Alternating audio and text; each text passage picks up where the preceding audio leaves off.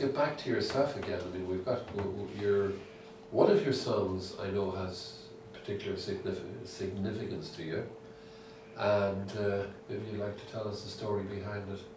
It's the Infinite Love, right? Is that the one? the one. Yeah. Okay. I was reading your mind.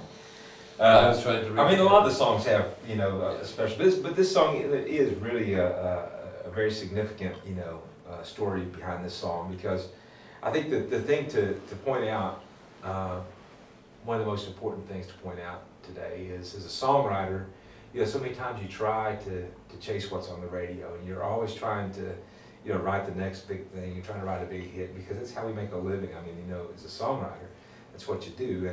And so it's, you know, even though I try to write what I feel compelled to write and that kind of thing, I still sometimes find myself too busy worried about, you know, getting a big cut.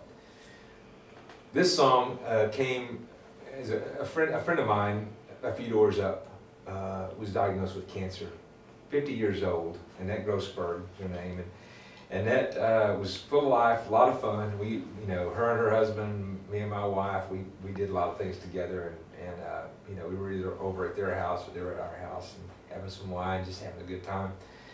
And Annette was not doing well with the cancer, and the doctors had done about all they could do, and we all knew that, you know, what was coming. And I was up at her house one day, my wife and I were up there, and she said, Billy, I want you to read something I wrote. And she was always giving me song ideas, and they were always awful, and we used to laugh about it together, you know. She always wanted me to write a song called Baby Boomer Grandma or something like that, you know. We used to laugh. But this letter she had written was just a very simple, little heartfelt letter, you know, and it was just about the things that she did. She had two boys that, you know, that had just left the house. She had her husband still alive, of course, and her mom and dad were still around. And anyway, this simple letter just talked about all the things that they'd done together. It included friends, you know, ourselves included there. Anyway, it was titled With Infinite Love, and I thought that was very pretty, you know, when I saw it. In the same visit, she said, Billy, you've got to do me a favor. And I said, you know, I will do anything for you. And she said, I want you to write a song for my funeral.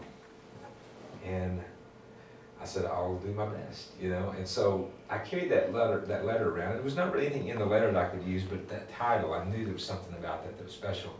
And I got with a buddy of mine, and I knew that I was running out of time, basically. I had to write this song. And I couldn't find the right words.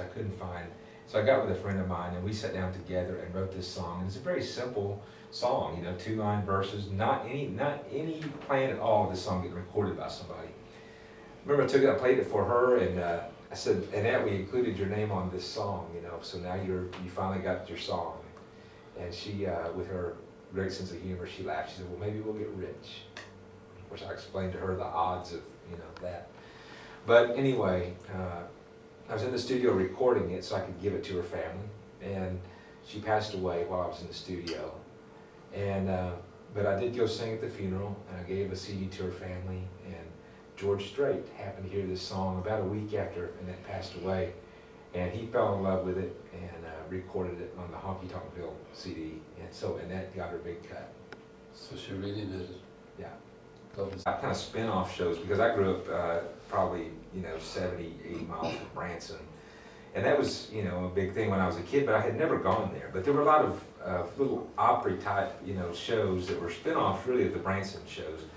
And they would have a house band, they have 2 or 3 or 4 singers, and then they would have a comedian and that kind of thing. And I remember I was kind of a shy kid. I was you know, well liked in school, and I was really involved in school, and of course there was only 4 of us at that school. It's a little tiny town. No, it wasn't that small, but there wasn't, you know, there weren't many of us. But anyway, I went over to this show, and I'd been playing some music, you know, but just sort of in the house, because so much this whole period after my voice changed, you know, and as I was, you know, I just kind of got out of it a little bit. I was still singing, and I would do it, but it was just something I did out on a tractor or out on a farm somewhere. But I went over and I did this show. I wanted to go over and check it out. I'd heard about it, and I sat there and I watched those people up there, and they were all bigger than life to me, and I thought, man, I would love to have the guts to get up and do that. And so I got the courage up to go ask the owner. I said, when do you do auditions? Because I thought, you know, well, they'll probably do auditions maybe in the spring or something. And so I go and ask, and she said, let's do it right now. And so I'm totally unprepared, and I go back. But I had been playing, you know, in the house. I've been singing these songs and stuff and just working on the guitar and everything. So I thought, well, I'll just do the best I can do. And so I went back, and she brought the entire cast of the show in to watch in this little room. And I was just really scared to death. And I remember I sang an old song called Crying My Heart Out Over You.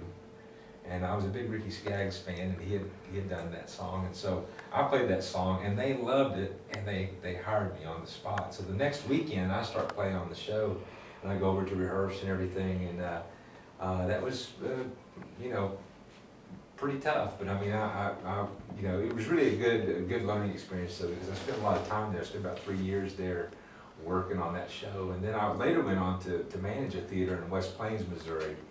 And we have some very, very good entertainers and good singers here. Have you come across any of them in the States or maybe in Europe or wherever? You know what, I mean, I have, in all of my travels over here, I've met so many great, just, you know, people from the different countries. Daniel O'Donnell is someone here in particular that I love his voice. I love what he does, and I understand he's very popular, and of course a lot of people in the States, you know who he is too. I think he does some shows in Branson, and he's been coming and doing a lot of things there. But in all seriousness, you know, when I hear his voice, it sounds sincere and it sounds real. And so he's someone here, you know, in Ireland that really I'm impressed with. I really think he's great, and you know, hopefully one day I'll meet him and get to, you know, write with him or do something, you know. Who knows? That day may be closer than you think.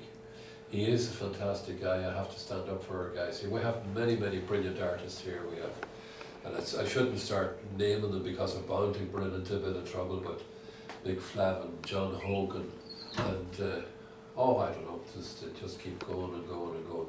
Great stuff, great guys. Billy, I hope you get to meet these guys in the near future.